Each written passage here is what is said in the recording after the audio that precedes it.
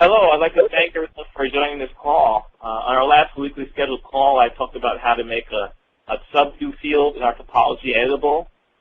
There are times when you'd like to edit how a particular attribute in your topology is named. And so the purpose of this call is to demonstrate how to do just that. Yeah, we need to see how that works. We have certain parameters that should be named based on the device, and we want to be able to name them at our discretion. Okay, great. So I'll show you how it works and how to configure it. We'll have to edit the topology file and add a tag that will make that parameter editable. And so I have my live meeting up. Let me know when you can see my screen. Okay, we're in now, and we can see your screen. Great, great. Okay, let's start by looking at the current topology. If you notice on the right-hand side of the component detail pane, there's an attribute called Calvin Dev Crit 3, or it stands for device critical 3, and it has a value of 1.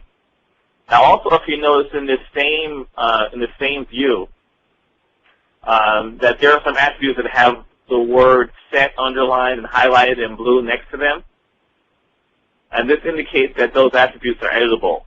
So if you click on the word set, you'll be able to modify the value assigned to that attribute. So now we want to do the same thing to the attribute Calvin Dev Crit 3. Because you notice it just has the value there, but there's no set next to it. You follow me so far?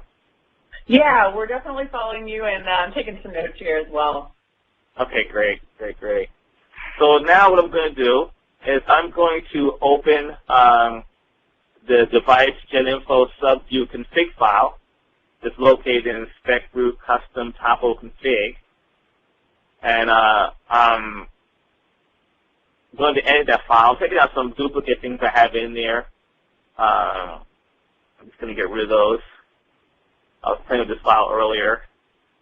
That's how those duplicates got in there. And so now what I'm going to do is I'm going to add the editable tag to the attribute we'd like to change.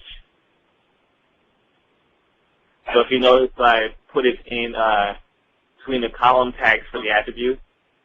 Okay. Now I'm going to save this file,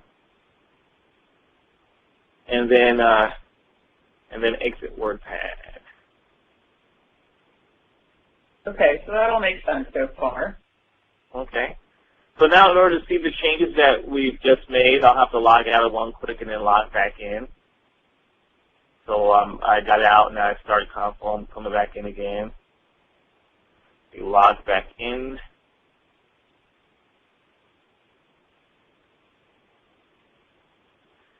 Now, when we come back in, I'm going to pull up that same view again. Let me get down to it.